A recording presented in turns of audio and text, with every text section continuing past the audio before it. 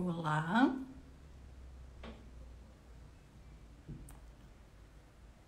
olá, boa noite.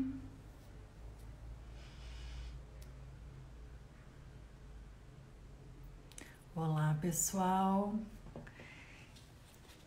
Boa noite.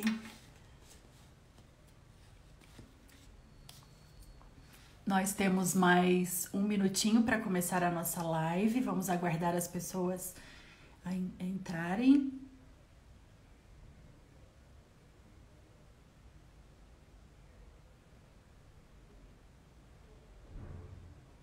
Boa noite. Vocês me ouvem bem?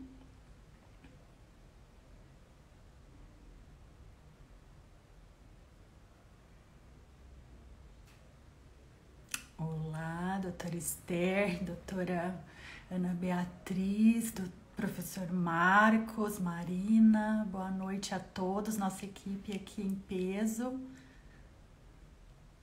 Muito bom. 8 horas aqui no meu relógio em ponto. Vamos dar início hoje a uma live muito importante, né, para o Instituto de Medicina Salé, a 10ª live desse ciclo aí de conversas que a gente vem tendo, que começou aí nesse período de isolamento social, de pandemia, justamente com o objetivo de ficar e estar próximo dos nossos pacientes, dos familiares dos nossos pacientes e dos interessados no assunto, né, que queiram aprender um pouco de cirurgia bariátrica e metabólica. Eu gostaria de pedir a vocês que nos pontuassem se vocês estão achando esse formato de trabalho, de abordagem interessante, se gostariam que a gente continuasse, né, nesse formato de trabalho. Para nós é um prazer enorme estar aqui com vocês sempre, muni-los de informações, né, de segurança com relação ao assunto, mas é importante o feedback de vocês também.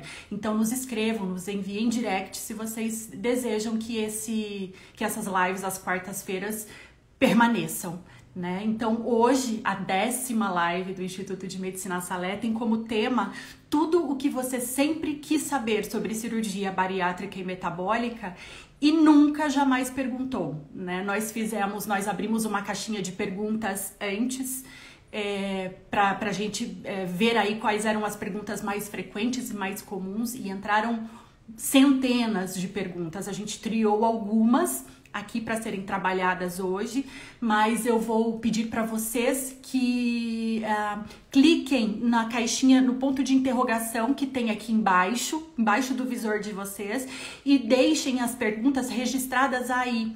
As perguntas que são feitas aqui nesse roll-on da câmera, eu não consigo, durante a minha conversa com a convidada, que hoje é a doutora Bruna, eu não consigo filtrar, eu perco muitas das perguntas. Então deixem registradas ali no ponto de interrogação, que ao final, nos últimos minutinhos da nossa live de hoje, eu vou tentar filtrar, selecionar algumas para que a doutora Bruna responda, tá?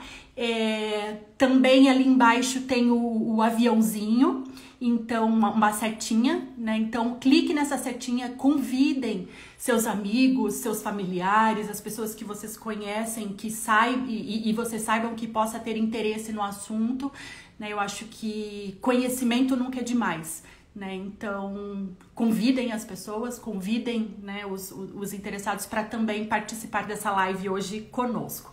Nesse sentido, eu vou convidar a doutora Bruna Montagnier. Ela é nutricionista do Instituto de Medicina Salé e da Obesimed já há alguns anos, compõe a nossa equipe transdisciplinar. Ela é pós-graduada em obesidade e emagrecimento e em fitoterapia também. É uma pessoa que tem vasto conhecimento na abordagem pré-operatória e pós-operatória de cirurgia bariátrica e metabólica. Vou procurá-la aqui para inseri-la na nossa conversa.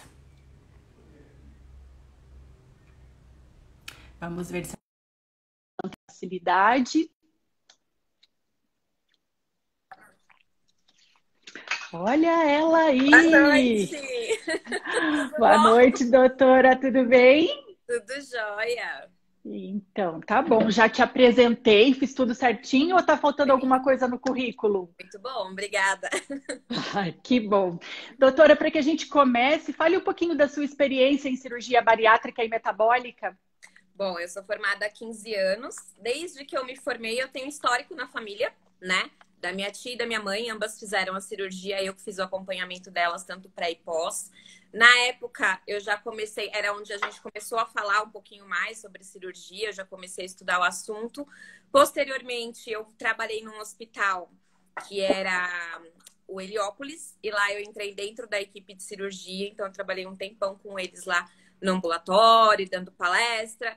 E dali em diante, eu sempre, por mais que eu tentasse mudar, buscasse, assim, de repente, trabalhar dentro de hospital, sempre aparecia a oportunidade.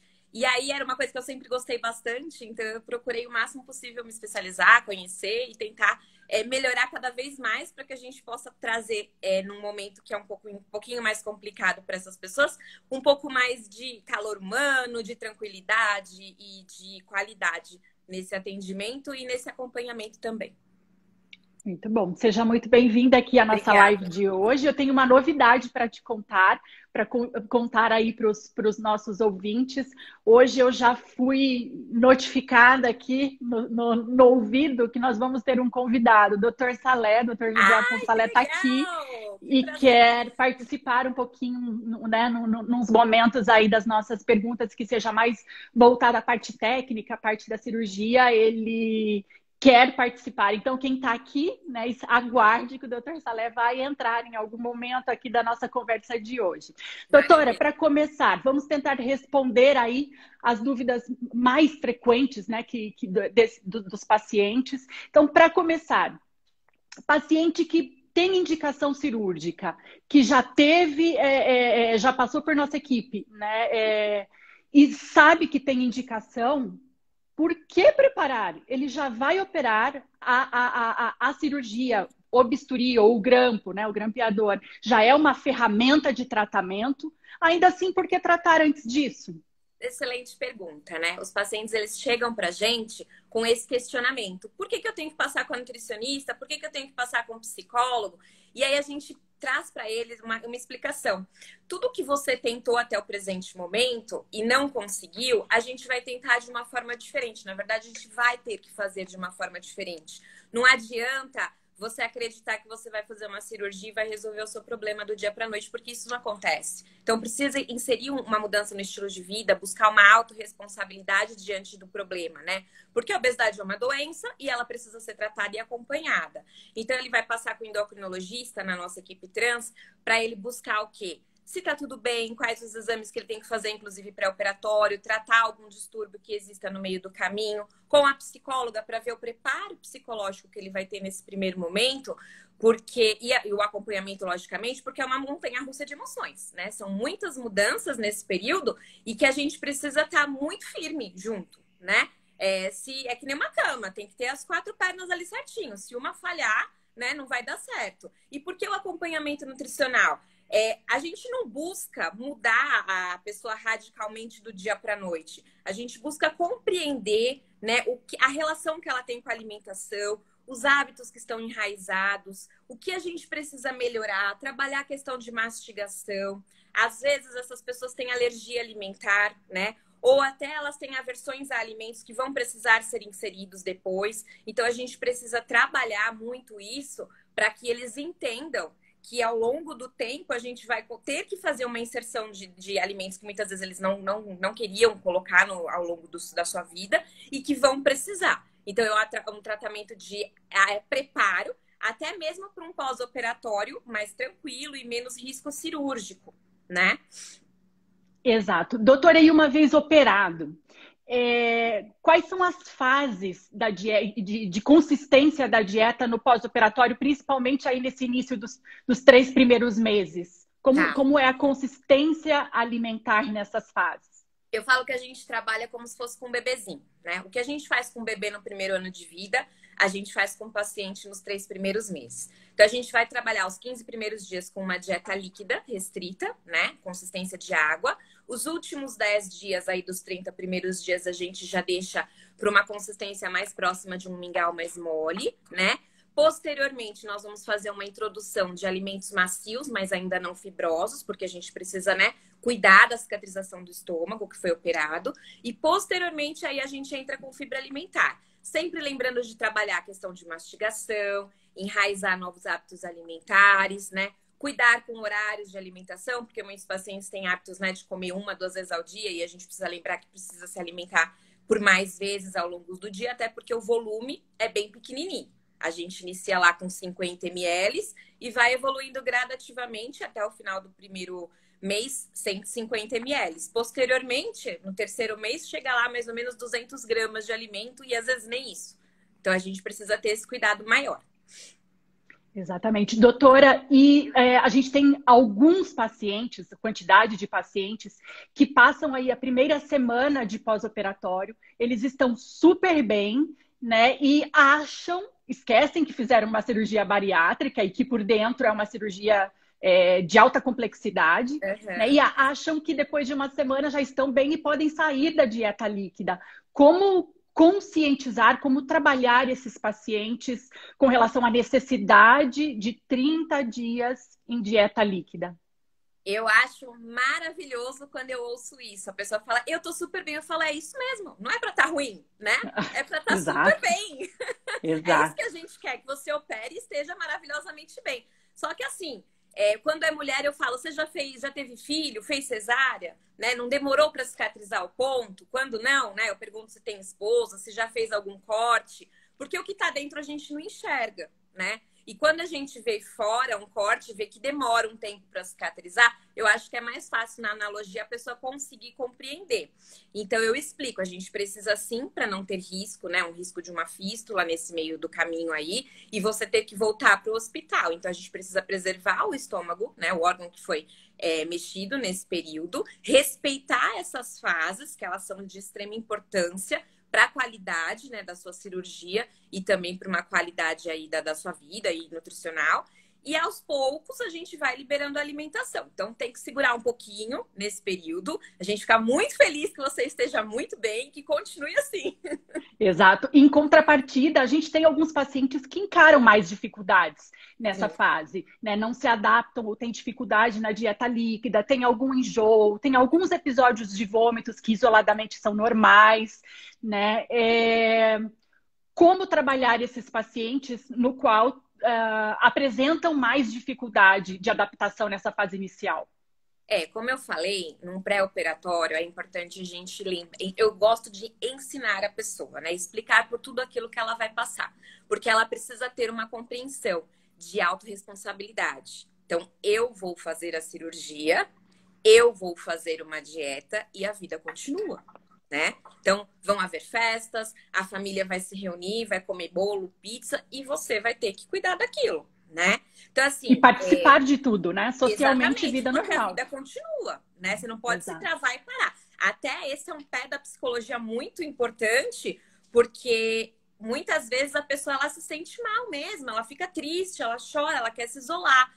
E aí, assim, muitas vezes essa questão emocional atrapalha na parte alimentar, né, que não consigo mais comer. Às vezes tem paciente com 2, 3 dias que não consegue mais tomar o caldo, porque enjoa. Eu falo, gente, mas você começou faz 24 horas, calma aí, né? Tem dia para começar e dia para acabar, vamos lá, né? Já foi pior, graças a Deus a gente vem evoluindo, né? Antigamente era água, chá, gelatina e um caldinho, que, nossa senhora, eu lembro que eu morria de dó da minha tia, porque era um negócio horrível, e agora não. Agora a gente já tem uma qualidade melhor, né, na questão alimentar. Por outro lado, muitos pacientes não conseguem ter aquele timing, né? De consumir devagarzinho, volume direitinho, e aí se sente enjoado. Ou às vezes até mesmo por questão anestésica ou da cirurgia, né? De maneira geral, quando eu não percebo nada muito agravado, a gente tenta controlar numa conversa, ou até mesmo explicando dessa questão do time. Quando não, a gente encaminha para a equipe cirúrgica, porque de repente, num caso isolado, precisa ir averiguar o que está acontecendo. Doutora, sobre liberação de alguns alimentos, que perguntam também bastante. Eu queria que você desse mais ou menos, eu sei que isso é individualizado, mas que você desse mais ou menos o timing de liberação e por quê. Por exemplo, café, eu sei que a gente libera aí nessa fase inicial, Quando pode liberar o café para os pacientes operados e por que segurar aí esse período inicial? Tá, o café ele é irritante de mucosa gástrica, né? E a gente precisa preservar esse estômago. Com leite, ele é liberado a partir de 30 dias, puro, a partir de 90 dias. E, obviamente, a gente vai falar de que maneira? Fraquinho. Eu adoro café bem forte, né? Então, a gente vai iniciar com ele bem fraquinho e, posteriormente, a pessoa ela vai na tentativa e erro, entre aspas, aumentando aí essa dosagem, né, de forte ou mais fraco, de acordo com a tolerância gástrica. Muito bom. E frutas com bagaço, laranja, por exemplo, que muitos pacientes acham que nunca vão poder, nunca mais depois de operado de bypass, por exemplo, vão poder comer laranja. O que você diz a respeito? Então, depois de 3 meses, que é onde a gente faz a inserção de fibra alimentar, eu sempre converso assim, ó, quando a gente vai comer salada, vamos tirar o talo, vamos comer fruta com bagaço, por enquanto a gente tira. Após a primeira adaptação, a gente gradativamente vai inserindo, lembrando de uma mastigação muito intensa, tá? E vamos observar individualmente a tolerância gástrica de cada um. Normalmente, se for tudo direitinho, respeitar direitinho o processo, fizer uma boa mastigação, a gente não tem problema nenhum. Mas tem que, né, ter esse respeito desse tempo aí. Um vinhozinho nesse frio paulistano. Olha, é assim, eu falo, não tomou até agora, não toma mais, espera. Eu sou má. Brincadeira. Mas a partir de 6 meses, embora não seja indicado, não existe mais contraindicação. Então, pode, mas eu sempre falo, olha, não abusa, né? Vai tomar dois dedinhos da tacinha no máximo. Procure em casa, tomar em casa, porque você não sabe como você vai se sentir, né? Sempre próximo aí de pessoas confiáveis, enfim. E sempre uma dica que eu gosto de dar é que quando for tomar essas dosezinhas sociais, né, do seu vinho, da sua cerveja, que seja longe dos horários dos polivitamínicos, Exato. enfim, para que não tenha a competição ali entre a absorção do álcool e dos micronutrientes. Uhum. Doutora, tem alguma restrição para frutas ácidas, por exemplo? Alguns pacientes têm medo do limão, da laranja. Tem alguma restrição para acidez? Para acidez, você falar de suco? Isso, das frutas ácidas. Então, nos 30 primeiros dias, logo no primeiro dia de pós-operatório, eu já indico suco de fruta natural. O que é importante? Escolhe a fruta que você gosta, prepara o suco, dilui na água e coa, né? Porque o pH do nosso estômago é mais ácido do que o pH da fruta. Então, as pessoas às vezes têm um pouquinho de medo, mas a gente pede para fazer essa diluição para evitar qualquer desconforto gástrico. Se for assim, não tem problema nenhum. Doutora, e nós temos pacientes também que nos queixam dificuldade no pós-operatório para tomar água. Sentem um sabor ruim e sentem alguma dor, né, ao tomar água. O que dizer a respeito? O que orientar os nossos pacientes sobre isso? Sim, é comum esse desconforto. A gente pede para ir trocando o pH, evitar água de filtro de barro, que eles têm um pH mais pesado para o estômago, então fica mais difícil mesmo. Tenta comprar de garrafa e ir trocando marca para ver qual se adapta melhor. Uma outra dica, água bem gelada e saborizada. Então coloca fruta, coloca rodelinha de laranja, rodelinha de limão, hortelã, né? Às vezes até coloco no meu Instagram umas receitinhas lá, morango picadinho com hortelã, fica bem gostoso e também fica mais fácil de conseguir consumir. Doutora, e suplemento? A gente já fez aqui uma live só sobre isso com a doutora Ana Beatriz. Quem tiver interesse, né, no assunto, volte lá, está salvo, todas as nossas lives estão salvas no feed do Instituto Salé. Mas ainda sobre suplemento, que é uma dúvida. Nós sabemos que tem que suplementar alguns minerais, algumas vitaminas, proteína, que é um macronutriente, né? Dúvida dos pacientes, não técnicas, mas quanto separar em termos financeiros, mensais ali, de gastos mensais para gastar com suplementação nutricional na fase inicial. Esse é um assunto que eu adoro abordar. Eu falo, vamos preparar o bolso, né? Um mínimo para uma suplementação bastante, como é que fala, simples, mas de qualidade, um mínimo é de R$300 mensais. Porém, o céu é o limite. Hoje a gente tem polivitamínico na forma de bala, mastigável, comprimido, sublingual, em spray. Então, assim, existem variações diversas, né? Dá pra gente formular na forma de bombom, dá pra fazer muita coisa, mas a gente sempre tenta respeitar os limites do paciente e utilizar o que é mais adequado possível para que ele consiga, né, manter essa suplementação. Então, na verdade, a gente vai trabalhar 10 dias antes da cirurgia com a suplementação da proteína, que é para a gente já começar, né, a trabalhar a questão muscular, de perda de massa muscular, porque a dieta do pós-operatório ela vai favorecer isso, ela vai favorecer um grau de desnutrição, né, nesse paciente. O probiótico, que a gente manipula algumas cepas e faz a introdução também da glutamina para trabalhar a imunidade desse paciente e também um pouquinho da questão aí de funcionalidade intestinal. Então, ali já é um gastinho razoável, né? O probiótico vai acompanhar por 60 dias esse paciente, o whey protein vai acompanhar por basicamente 1 ano, né? O whey que a gente indica sempre isolado, então ele acaba sendo mais caro mesmo. Depois de 30 dias, esse paciente retorna e a gente faz a introdução do polivitamínico, normalmente um mais direcionado para a cirurgia, que custa aí de R$100 para cima, né? Vamos trabalhar aí com a inserção do ferro, com a inserção também da vitamina D. Fugiu alguma coisa? Vitamina D, citrato de cálcio. O cálcio mais para frente, né? Lá para o 6º mês, que a gente faz essa introdução. E o cirurgião, ele vai fazer a prescrição do complexo B injetável e também do Clexane nos primeiros dias, né? Para não ter... Então, tem um gasto razoável se a gente levar em consideração toda essa medicação. R$300 é um mínimo que você vai gastar. Exato, é o que eu ia falar, né? Que como bem disse a doutora Ana Beatriz na live sobre suplementação, que o céu é o limite, né? A gente tem milhares de opções no mercado, algumas muito melhores, né? E, portanto, mais caras, né? Mas a gente sempre tenta viabilizar a suplementação para todos os pacientes. Exato. Então, a gente faz essa vivência, com a nossa vivência, com a nossa prática clínica, a gente consegue aí mais ou menos equalizar essa questão da prescrição. Doutora, e para pacientes que são submetidos a sleeve ou a gastrectomia vertical, mesmo não mexendo com o intestino e não tendo desabsorção, ainda assim suplementa, sim?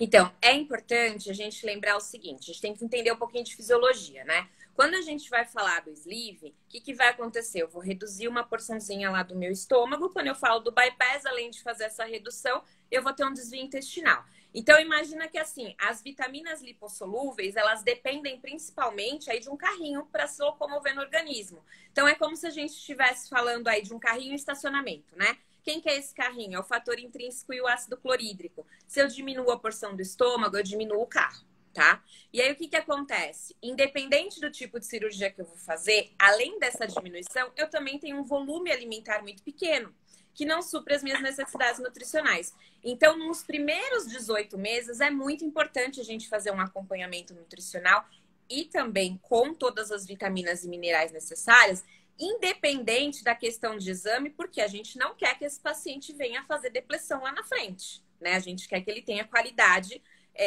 e principalmente uma vida aí boa, né? Nesse primeiro momento aí de pós-operatório. Então, a gente faz essa suplementação sim, né? Então, quando a gente pensa no sleeve, a gente lembra muito disso, que a gente não tem esse carro aí em grande quantidade para carregar. Então, é complexo B, vitamina D, ferro para o organismo, para as mulheres, que é muito importante essa questão do ferro também, até por conta da menstruação, né? E quando a gente pensa no bypass, a gente, além de não ter o carrinho, não ter um bom estacionamento, né? Que seria aquele desvio intestinal. Então, precisa mesmo. É para sempre? Não, não é para sempre, né? Com 6 meses, os cirurgiões, a equipe cirúrgica, ela faz um monte de exame para ver como estão esses pacientes. E a gente avalia a necessidade de manter ou não a suplementação. Mas, nos primeiros 18 meses, sim, a gente fica no pé, a gente é chato, a gente cobra bastante, tem que tomar justamente para evitar problemas futuros. Isso. E a gente já tem estudos mostrando que quão melhor compensados estiverem os pacientes com relação aos micronutrientes, mais eficiente será a perda de peso. Portanto, Exatamente. Não tenham medo de suplementar achando que vitamina engorda, enfim. né? Não é verdade, suplementem, sigam à risca as orientações da equipe, que a tendência é que os resultados sejam mais eficientes. Doutora, efeito platô.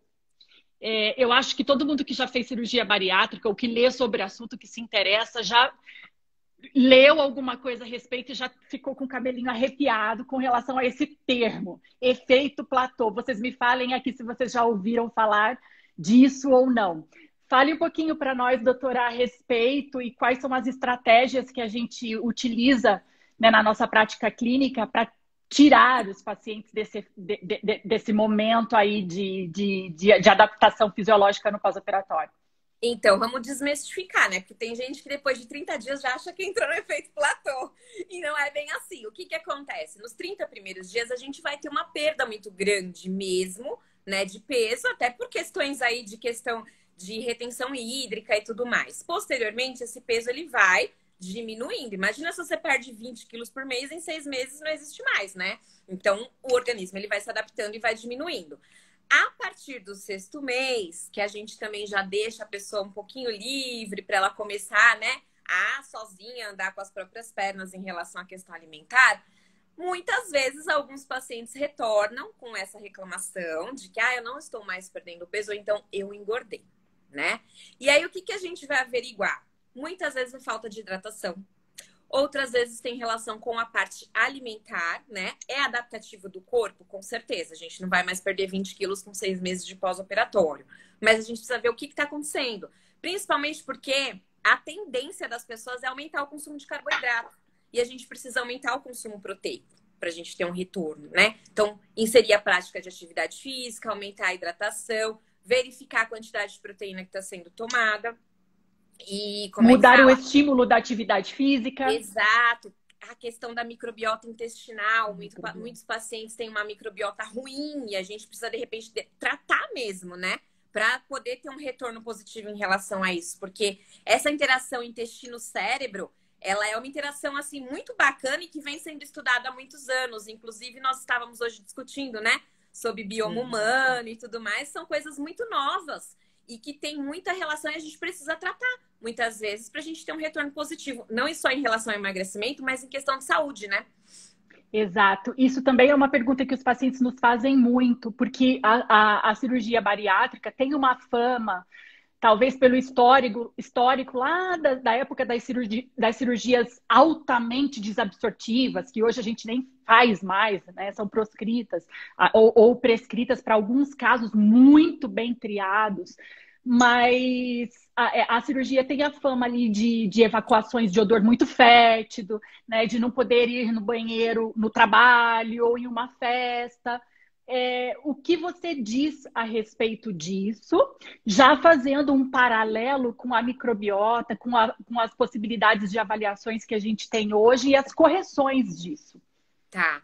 Então, realmente, na verdade, antigamente existia, né, o desvio, acho que era feito, acho que mais para baixo. Não lembro exatamente agora dizer, acho que o doutor vai saber explicar melhor que eu.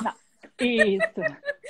E tinha um odor e gerava uma certa relutância das pessoas em fazer a técnica cirúrgica e muitas vezes essas pessoas elas tinham problema com questão social, né? Porque não conseguiam segurar, quando ia no banheiro o local ficava bastante com um odor muito fétido, então acabava atrapalhando um pouquinho. Hoje em dia não é mais assim, hoje em dia é muito pelo contrário, né? Até melhora a função intestinal.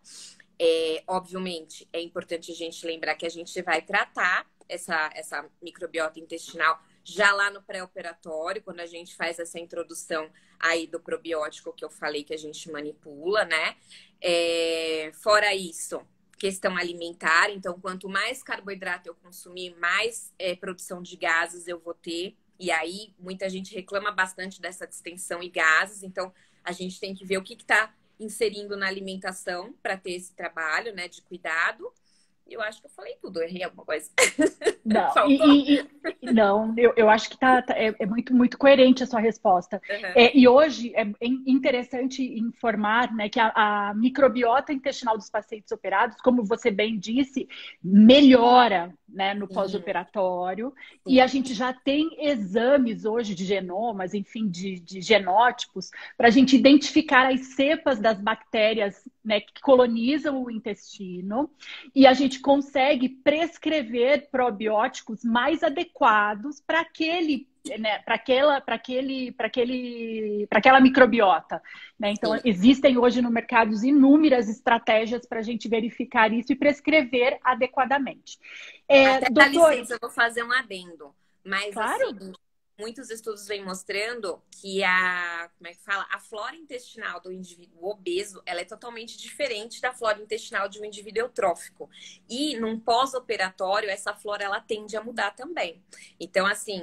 esses exames, eles vêm mostrando, e assim, esses novos que você estava comentando sobre microbioma e tudo mais, eles vêm nos auxiliar no sentido não somente da gente tratar a questão do emagrecimento, mas muitas vezes tratar doenças familiares ou pré-existentes desses indivíduos. Olha só que interessante, né? O intestino, eu falo que é o cérebro do corpo. Exatamente, é o segundo cérebro, né? Doutora, e dumping, síndrome de dumping no pós-operatório? Tá, então ela é comum mais, né, no bypass, para indivíduos que gostam muito de doce, açúcar de maneira em geral e gordura, né? Eu fico de cabelo em pé quando a pessoa fala para mim assim, olha, eu comi, não senti nada. Fala, tinha que sentir, que aí você não vai comer mais. Então é um mal-estar ruim, né? Onde vai dar um suor, um calafrio. Tem paciente que relata que é uma sensação de que parece que vai morrer, mas assim, passa rápido, né? É só deitar, se acalmar. O importante é o quê? Evitar o consumo de alimentos ricos em gordura e rico em açúcar. Então, por exemplo, um pudim, né? Uma fritura de maneira geral, sei lá, um bife à milanesa, isso vai te causar um dumping. Muitas vezes aí, acrescidos de uma diarreia ou às vezes até vômito junto. E é importante mencionar com relação à síndrome de dumping que ela não é uma regra, né? O paciente pode tomar um sorvete hoje e não desenvolver, não ter dumping, daqui uma semana toma o mesmo sorvete e tem o dumping. Então, ela é uma resposta orgânica sem regra. Né? O paciente não, pode nunca ter e lá na frente com a mesma comida ter. Existem estratégias alimentares que a gente pode adotar e orientar os pacientes. Eu acho que o sintoma confunde um pouco com a hipoglicemia reativa que alguns pacientes têm no pós-operatório, mas a imensa maioria dos pacientes tem a correção desses sintomas com estratégias, com manobras alimentares simples, né? Que a gente consegue passar num consultório, numa consulta com uma boa nutricionista, com uma nutricionista especializada em cirurgia bariátrica e metabólica. Doutora, com a cirurgia bariátrica, principalmente com bypass, que o estômago fica reduzido de tamanho, a tendência e até a orientação da equipe é que o paciente faça pequenas refeições em intervalos de tempos menores. Sim. Né? Como orientar os pacientes de modo que essas refeições fracionadas e em pequenas quantidades não virem o ato de beliscar? Muito bom, porque a gente acaba observando muito isso, né? Então, o que eu peço sempre para a pessoa? A gente vai priorizar o consumo proteico. Então, vamos pegar um indivíduo lá que já está com 3 meses de pós-operatório. Então, montando um cafezinho da manhã dele, um ovinho mexido, o seu cafezinho com leite e uma fruta. Não consigo comer tudo isso. Então, em vez de a gente tomar lá 150 ml de café com leite, a gente vai tomar 100. Em vez de comer um ovo inteiro mexido, a gente vai comer metade. E em vez de comer, de repente, assim, meio mamão, vamos colocar uma fatia pequena. E aí, você vai contar 3 horas. Alguns pacientes precisam de menos tempo. De 2 horas e meia, mais ou menos, porque já começam a sentir um pouquinho de hipoglicemia, né? E aí, a partir disso, a gente vai para a próxima refeição. A gente vai sempre buscar respeitar a fisiologia de cada um, porque existem pessoas que elas conseguem comer um pouquinho mais de volume e existem pessoas que não. Então, o importante é que elas aprendam a se alimentar e não comam aquilo que elas simplesmente têm vontade, né? A gente precisa ensinar novamente. É como se eu pegasse um bebezinho e reensinasse ele a comer naquele momento. Então, é importante a gente trabalhar dessa maneira. e estipular, olha, você não tinha um hábito, mas lembra lá no pré, quando a gente conversou, põe o relógio para despertar, faz um sinal de fumaça Anote, em casa, faça um recordatório anota. alimentar. Exato, né? É importante a gente fazer isso, porque senão você vai voltar nos hábitos que tinha antes e que não estava dando certo. Isso. A dica que eu dou, somando a todas essas orientações que você deu, doutora, é inserir ou tentar inserir proteína em todas essas refeições, mesmo que seja uma dosinha pequena, né? Mas a proteína sacia, né? Então vai fazer com que o paciente sinta menos fome, menos vontade de beliscar. É importante que o paciente suplemente adequadamente, principalmente micronutrientes, porque eles diminuem a compulsão, a vontade por doces, né? Então a gente consegue corrigir ou minimizar isso com bons suplementos. Ter uma boa noite de sono, né? Eu acho que otimiza também o controle disso, e hidratação, né? Hidratação adequada. Eu acho que são estratégias e terapêuticas boas aí que ajudam nesse processo. Doutora, com relação à proteína, que os pacientes reclamam do sabor, do preço, cansam. A única forma de suplementar proteína é no famoso shake? Não, graças a Deus não. Não, hoje em dia a gente tem uma gama de produtos muito grandes, sabor, variedade, né?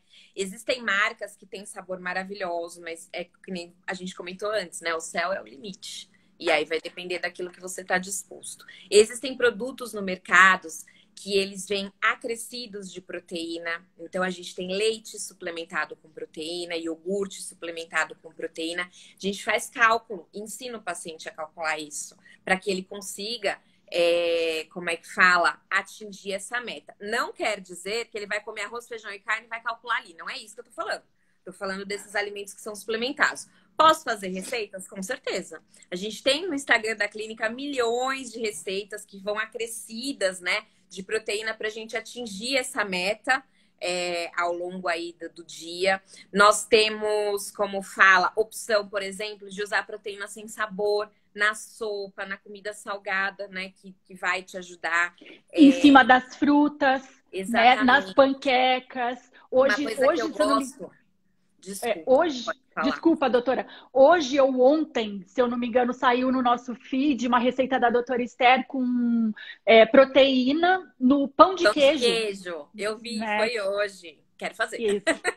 Isso. Então, congelar fruta e bater com a proteína ajuda bastante, porque ela tem um sabor residual, né? E como o paladar dessas pessoas fica mais sensível, é isso que incomoda. Então, a gente congelar a polpa de fruta para bater junto e coloca um gelinho ali, dá uma boa ajudada também. Legal. Doutora, e queda de cabelo?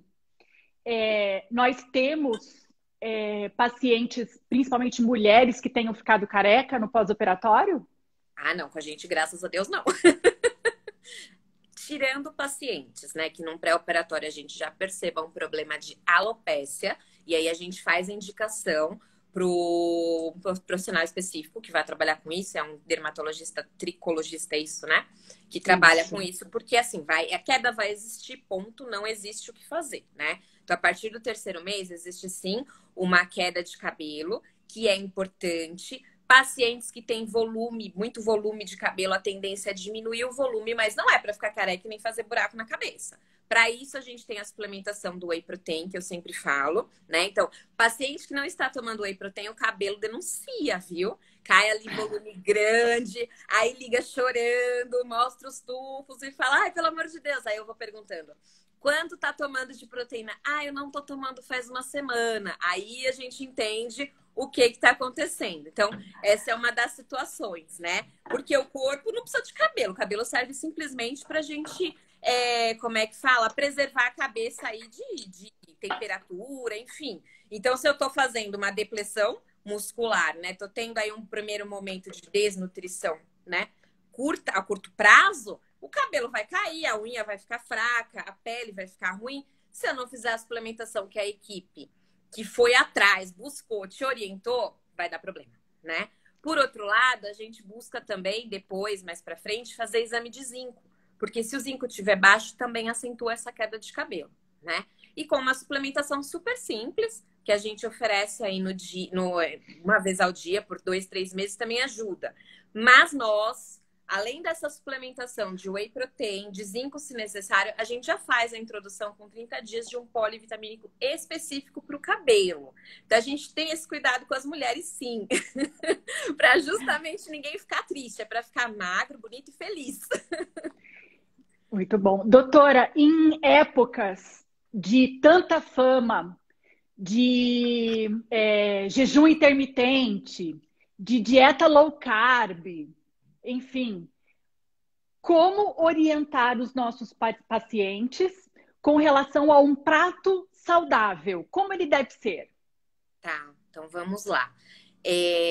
Tirando essas questões de jejum, dieta X ou YZ, porque eu sou uma pessoa muito aberta a tudo isso, eu acho legal, bacana a gente estudar, entender e entender que cada um tem um momento, uma fase, uma necessidade diferente. Para nossos pacientes que fizeram cirurgia bariátrica, isso não entra, tá? Isso não é o ideal. A gente tem que trabalhar com qualidade alimentar. Aquele paciente já não come quase nada, não consegue ter um volume bom de alimento. Aí eu vou colocar ele no jejum, não dá, né? A nossa dieta basicamente orientada é uma dieta, não é low carb, mas é uma dieta de baixo índice de carboidrato, né? Então a gente orienta realmente muito mais proteína alimentar, porque a proteína dá saciedade, porque a gente já falou aqui 1000 vezes que esse paciente está num processo aí de depressão muscular e também de desnutrição num primeiro momento. Então a gente precisa pensar, vamos pensar num prato de almoço e jantar. A gente vai colocar a proteína e eu peço para iniciar por ela. Então, principalmente carne vermelha, que tem bastante ferro, complexo B também.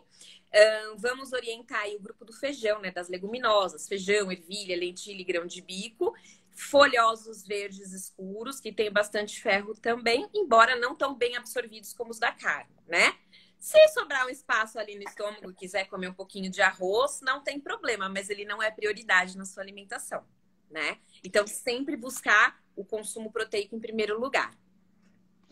Doutora, e para pacientes que trabalham, têm a vida corrida, né? Podem, eventualmente, que não seja uma rotina, a gente já sabe que a sua resposta vai ser essa, equilíbrio, né? Mas, eventualmente, podem substituir refeições, quando eu digo refeição, almoço e jantar, por lanches? Tá, então vamos lá. Eu trabalho, você trabalha, né? A gente tem uma vida corrida. Sei muito bem que a sua ainda é mais que a minha, porque além de trabalhar, ainda tem 2 crianças, né?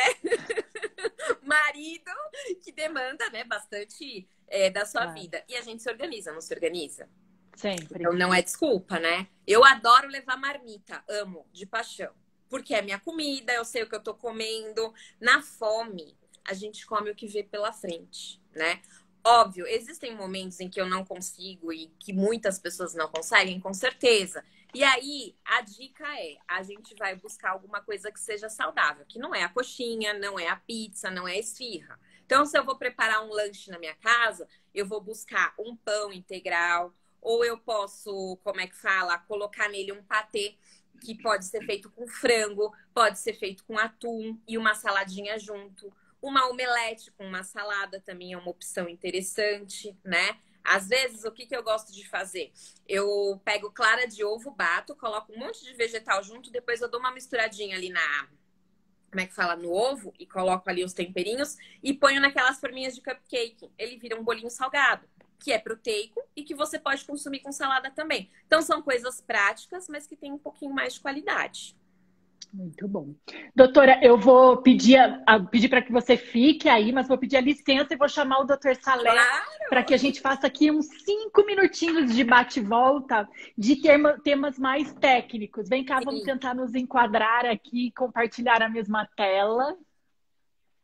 Vamos ver se o doutor consegue entrar aqui. Gente, vocês me falem se dá para ver. Ele tá de rímel! Doutor, o senhor tá de rímel. Como é que tira? Tá lindo! Gente, eu não sei tirar o filtro. Se alguém souber, aí vocês me falem. Eu não sei tirar. Doutor do céu, vamos lá.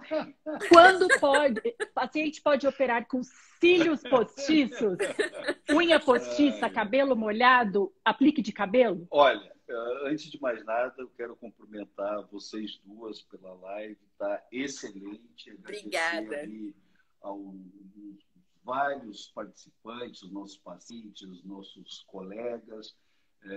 Está muito bacana essa live, está respondendo uma série de dúvidas que são do dia a dia de nós que praticamos a cirurgia bariátrica.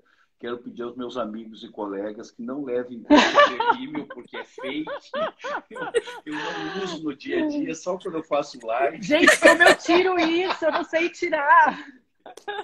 Agora, assim, respondendo a sua pergunta, isso é uma situação que a gente se depara com frequência no centro cirúrgico, que é o paciente já estar na sala cirúrgica e a enfermeira responsável pela sala cirúrgica e o anestesiologista diz: olha, não dá para anestesiar a sua paciente porque ela está usando aplique no cabelo, ela está usando cílios postiços, ou porque ela foi descoberto um piercing num local inesperado.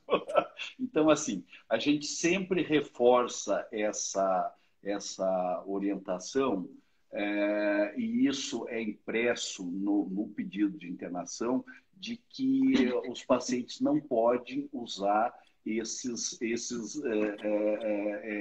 recursos. Por quê?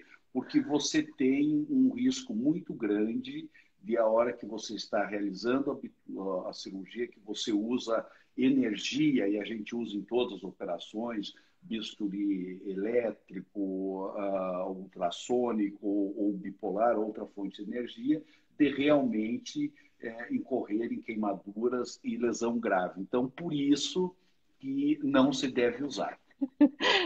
Gente, deixa eu tentar voltar os cílios para mim aqui. E muitos pacientes querem saber, relação sexual, doutor, quando está liberado? A partir de que fase de pós-operatório? Olha, essa pergunta, eu acho que é a pergunta mais frequente que nós escutamos, tanto no pré-operatório imediato, quanto no pós-operatório, não é? A gente tem 80% dos nossos pacientes de cirurgia bariátrica e metabólica são do sexo feminino, são mulheres. E uns 15%, 20% são homens. E é interessante porque as mulheres são muito mais inibidas em relação a esse tema. Os homens não perguntam, raramente perguntam, né?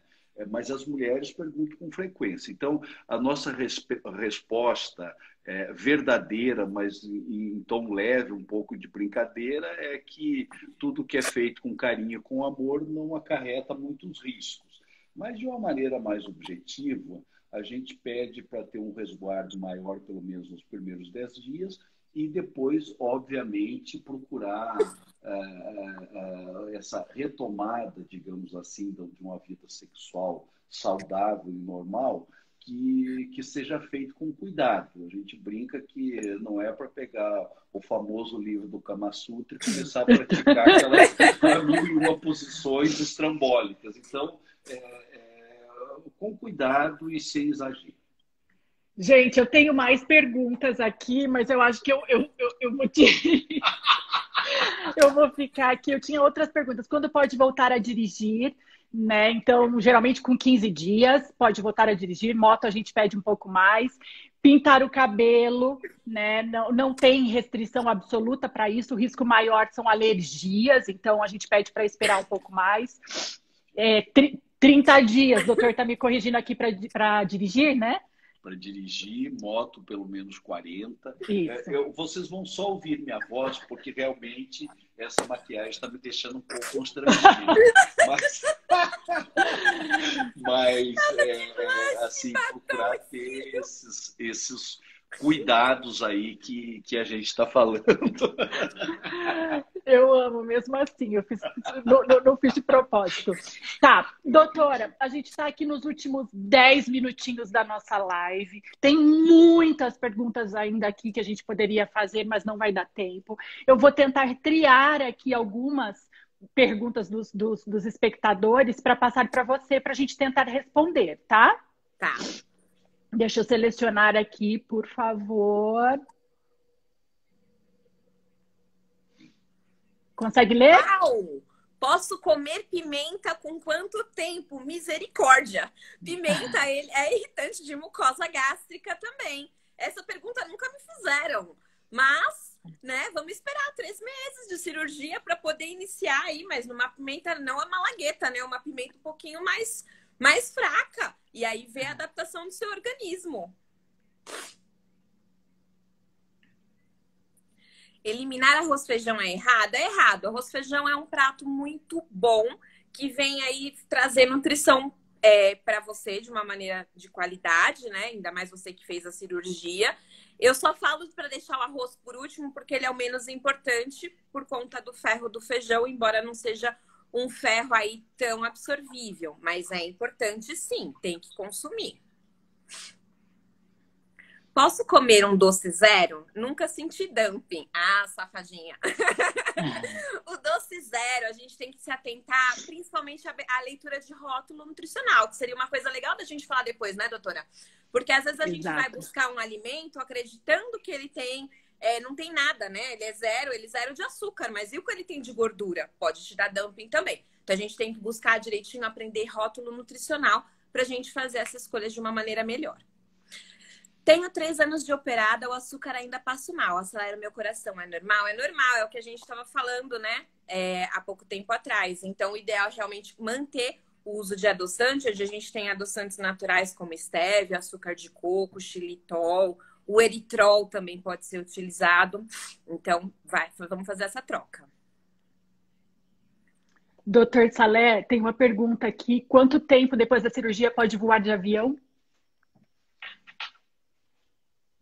Olha, na verdade, assim, uma viagem aérea, ela, desde que não seja sair do Brasil e ir para algum país da Ásia, do outro lado do mundo, né? Mas, digamos assim, com menos de 5 horas de voo, ela é bem mais confortável e menos arriscada do que você fazer a mesma viagem com esse tempo de carro. Então, recomendado é que pelo menos 1 hora ou 1 semana após a cirurgia não faça viagem aérea e procure evitar viagem aérea internacional pelo menos os primeiros 30 dias. Um fator importante aí na viagem, na questão de viagens, principalmente viagem aérea, é a possibilidade de ocorrer fenômenos tromboembólicos, né? Trombose venosa, eventual decorrente mais grave com embolia pulmonar. Então, sempre que forem viajar no período perioperatório, nos primeiros 30 dias, seja viagem aérea ou viagem de carro, procure falar com o seu médico, sua equipe cirúrgica, para que você possa fazer uso de anticoagulante profilático, preferencialmente iniciando uns 2 dias antes de viajar, e são os Clexanes da vida, enoxaparina e tal, e manter isso durante todo o período da viagem e após a chegada, e no retorno da mesma forma. Gravidez. O que dizer sobre gravidez nos pacientes de pós-operatório de cirurgia bariátrica? Olha, essa é uma pergunta muito importante que a gente presta muita atenção. O que é recomendado em termos de tempo correto para gestação, ou melhor, seguro, a gente recomenda sempre 2 anos após a cirurgia. Por quê?